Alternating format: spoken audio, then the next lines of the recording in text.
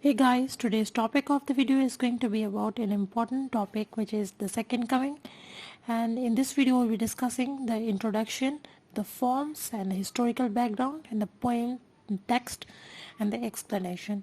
And it is written by W.B. Yeats, who is a famous and important modern poet and writer. So let's start right from the introduction. But before starting, I will suggest you subscribe to this channel and also follow us on Instagram. So starting with the introduction, this poem is written by an Irish writer, William Butler Yeats. The short form is W.B. Yeats. It's written in 1919 and printed in 1920. A major work of the modernist poetry, this poem is. The poet reflects the end of the Christian era of the world, and it's about the resurrection of Jesus Christ. The poem depicts masculine diseases, death, and atrocities. The title reflects the second time of the Jesus Christ coming because the earth is devastated. This poem discusses a very important theory in Christianity, and which is the resurrection of um, Jesus Christ, when the world will be um, managed by chaos and anarchy, and it will be a time when Jesus Christ will take hold of this world. So this important so they are moving towards discussing the forms and structure of this poem. It's written in rough and iambic pentameter, and I will also make a video on the forms and the structures of poems containing iambic pentameter and etc. So it's written in blank verse, just like the situation, the anarchy and the chaotic situation of this world. Same is the structure of this poem, which is blank verse. There is no structure in it, it's just a blank verse. It contains 22 lines and it is of 2 stanzas. It's a short poem. So going towards the historical background, which is very important to discuss. It was written by, the poem was written in 1919 in the reaction of World War One. It's a modernism, which is followed by modernism. Modernism follows World War One, which is modernism is characterized by chaos, and that age was bounded with uncertainties and instabilities in politics, economics, and society, in every aspect of the society. So it is written in the beginning of Irish War of Independence, and the poem is also connected to the 1918 to 1919 flu pandemic, and the poet's wife, the W.B. Yeats' wife, also died of this pandemic. So moving towards the explanation of this poem, without wasting any time, let's dive straight into the first stanza. I will recite the first stanza. Turning and turning in the widening jar, the falcon cannot hear the falconer.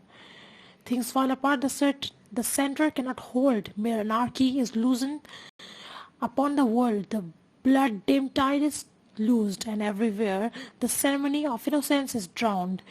The best luck, the best lake are convection, while the worst are full of passionate intensity. Going towards the explanation of this stanza, the falcon is turning round and round in a circle, and it does not listen to the falconer. So it's turning into a winding gyre. Like it's about some kind of a storm which is brought from the top, and like a cone shape, and which is very thin in the bottom. So it's about a widening gyre, so that the world is ending like a tip of a cone. It has started from a wide from a wide area, and it is ending like some dead end. So where the falcon is used to, here the falcon in the stanza, falcon is used to describe the human beings who are not listening to the teachings of their religion and are doing things which are not the teachings of their religions and their norms and etc. So they are doing basically the worst things. All things are far apart and no one is listening to the center of the teaching. Here the center, here the center is the teaching. It describes the teachings. So it's the teachings. Then no one is listening to the teachings of their religion.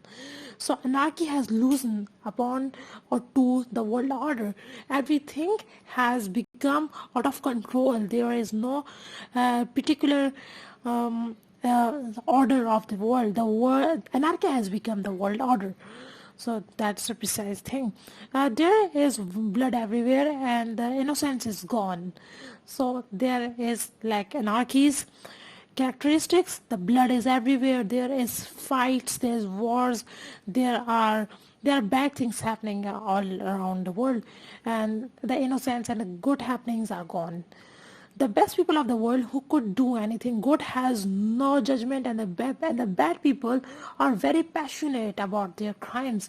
That it's a saying that best people, that people who could shape the world, who could do something good for the world, are not making any good steps to take this world forward. And the bad people are doing their crimes with passion. So that is making the world a worse place, and it is heading towards the end of this world, and at the end of this world, who will appear? Jesus Christ will come to straighten up everything. So in this, moving towards the second stanza, which is the last stanza also. Surely some revelation is at hand. Surely the second coming is at hand. The second coming, hardly are those words out, when a vast image of a spirituous Monday troubles my sight. Somewhere in sands of the desert, a shape with lion body and a head of a man, a gaze blank and pitiless as the sun, is moving its slow thighs, while at all about it real shadow of indignant desert birds, and the darkness drops again. But no, I know that 20 centuries of stony sleep were waxed to nightmares, but a rocking cradle, and that rough beast, its hour come round at last, slouches toward Bethlehem to be born. So this stanza is describing the arrival of something good. It's about the revelation. So moving towards the explanation, the poet is hopeful. This stanza shows the hopefulness that there is good things after the bad things. After anarchy, things will straight up. There would be a particular world order which is coming out of anarchy. And the poet is hopeful and reveals that he is sure about the arrival of revelation and the arrival of Jesus Christ for the second time. The second coming recalls the poet of Spiritus Mundi. It's the second coming of Jesus Christ actually make a poet nostalgic about the Spiritus Mundi, which is the whole universe containing memories of all time. So Spiritus Mundi, as we can see that it's a very famous piece, architect made in Egypt, which has a human face, a human head on a lion body. So it contains the memories of all the universe of all time. So, and this memorizes him of that desert where he sees a sphinx of human head and a lion body. Its gaze is black and it is pitiless as the sun. Oh yes, there is written, I have written here sun, but you should correct it, my written, by writing you instead of o.